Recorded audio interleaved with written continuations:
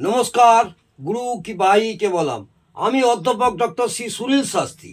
আজ আমি আপনাদের শনি গ্রহের শান্তির জন্যে কতগুলো টিপস বলবো।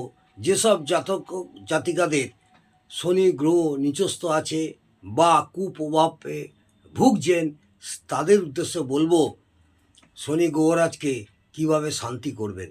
তার জন্য আমি কতগুলো টিপস বলবো, মন দিয়ে শুনুন। প্রথমে বলবো হনুমানজির পূজা দেবেন। হনুমানজিকে পূজা দেবেন লাল ফুল দিয়ে এবং বোঁদের লাড্ডু দিয়ে। সম্ভব হলে আপনারা মেটে সিঁদুরও দান করবেন। হনুমানজিকে মঙ্গলবার পূজা দেবেন।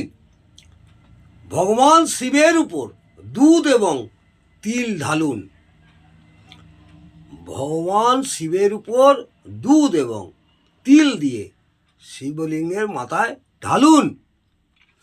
শনিদেবকে শক্তিশালী করার জন্যে এবং ধন বৃদ্ধি করার জন্যে নীলাযুক্ত শনি যন্ত্র গলায় লকেট রূপে ধারণ করুন। নীলাযুক্ত শনি যন্ত্র গলায় লকেট হিসেবে ধারণ করুন। শনির ব্রত পালন করুন। 5 থেকে 11 সপ্তাহ পর্যন্ত লাগাতার শনির ব্রত পালন করুন।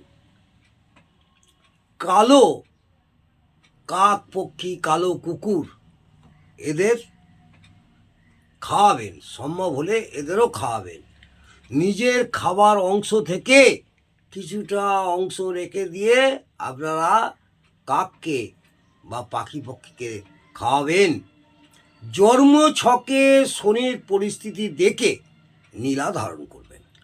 কোনো অভিজ্ঞ জ্যোতিষ ভাইয়ের কাছে গিয়ে জন্ম ছক দেখে নেবেন, তারপরে তার গ্রহের পরিস্থিতি দেখে নীলা ধারণ করবেন।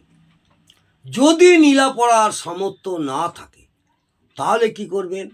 মেছো নৌকার পেরেক, যে নৌকারা নদীতে মাছ ধরে তাদের পুরনো পেরেক থেকে একটি আংটি করে ধারণ করবেন মধ্যমা আঙুলে, অথবা কালো ঘোড়ার খুর, সেটাকে আংটি করে বানিয়ে মধ্যমা আঙুলে ধারণ করতে পারেন। হয় মেছো পেরেক অথবা কালো ঘোড়ার নালের আংটি, কেনা নাল নয়, অরিজিনাল কালো ঘোড়া থেকে খুলে নিয়ে সম্ভব হলে তাই থেকে একটি আংটি বানিয়ে ধারণ করবেন। কালো বস্ত্র এবং তিল যথাসম্ভব দান করবেন কোনো মন্দিরে কোনো গরিব দুঃখীদের বা ভিখারিকে। শনি দেবতাকে সর্ষের তেল মাঝে মধ্যে দান করবেন বা অর্পণ করবেন। 1 মুঠো কালো ডাল শনিবার দিন প্রবাহিত জলে ভাসিয়ে দেবেন। কালো ডাল কর্পূরের সাথে নারকেল তেল মিশিয়ে শনিবার দিন মাথার তালুতে অবশ্যই দেবেন। বেশ কয়েক সপ্তাহ এইভাবে করে দেখুন। যদি আপনাদের মধ্যে কেউ কর্কট ও সিংহ লগ্নের জাতক জাতিকা হয়ে থাকেন, শনি গ্রহরা যদি 6, 8 এবং 12 স্থানে থাকে, অথবা জন্মকুণ্ডলিতে শনি গ্রহরাজ 1, 4, 7, 8 এবং 12 স্থানে থাকে, তবে শনির অশুভ প্রভাব থেকে বাঁচার জন্য 2টি সমান ওজনের কম দামি হলো নীলা ও স্টিলের টুকরো। 2টো স্টিলের টুকরো, 2টো নীলা নেবেন, আর একটা কাজলের পাত্র নেবেন ও কালো নুন অর্থাৎ বিট নুন কিছুটা নেবেন। এগুলি শনি মন্ত্র দ্বারা শোধন করে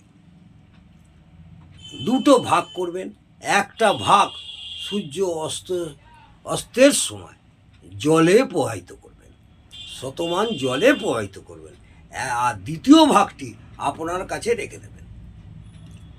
তার ফলে শনির কুপ্রভাব থেকে আপনি অনেকটাই আশানুরূপ ফল অবশ্যই পাবেন এবং কুপ্রভাব থেকে বেঁচেও যাবেন।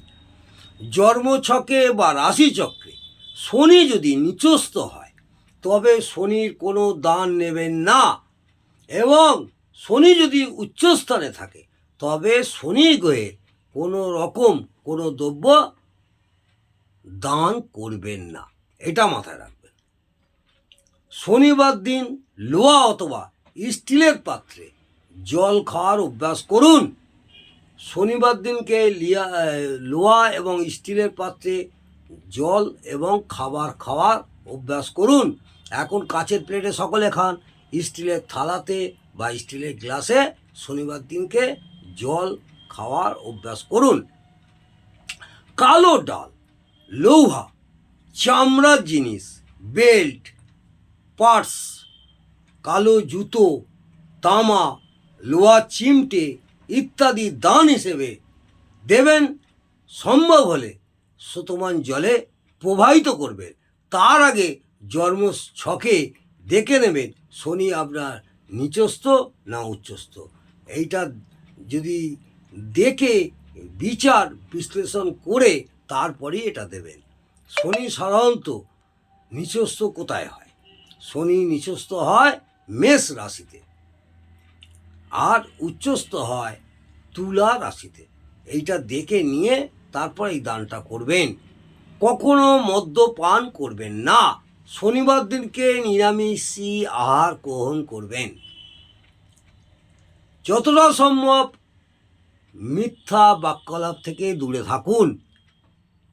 লোককে ঠকানো, লোককে মিথ্যা কথা বলা, এটা শনি গ্রহরাজ কখনোই পছন্দ করে না।